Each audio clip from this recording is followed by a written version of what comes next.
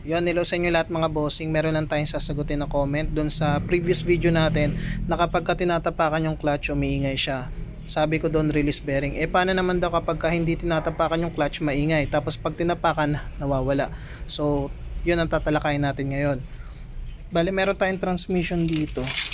Ayan, ito yung manual. Ito naman yung automatic transmission. Ayan, dito nakalagay yung ating release bearing.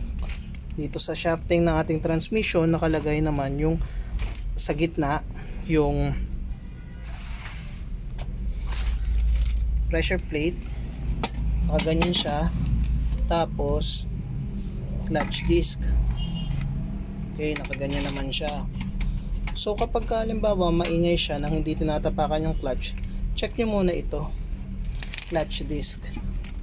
Yan, kapag nag-check tayo ng clutch disc, tingnan nyo yung steel hub dito, baka maluwag na, tapos minsan yung springs maluluwag na. Dapat kapag kinalog natin yan, walang tunog o hindi siya maingay katulad nito. So kapag maingay, palitan nyo na lang ng clutch disc.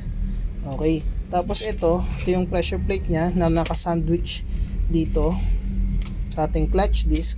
Tinitingnan din natin yan kung pantay yung diaphragm. Minsan kasi malalim na yung kain, tsaka yung diaphragm nya medyo lubog na. Kapag nakita natin ganun, pwede na natin pabalitan yung ating pressure plate. Tapos dito, kung hindi na rin pantay yung kain, papalitan nyo na lang din. Okay, sa release bearing naman, kapag tinatapakan lang natin, tsaka lang lalapat yung ating release bearing dito sa diaphragm.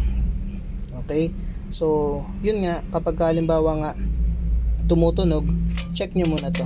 Okay, then kung okay naman to, possible may problema siya sa transmission, paki double check na lang po. Okay, maraming salamat po.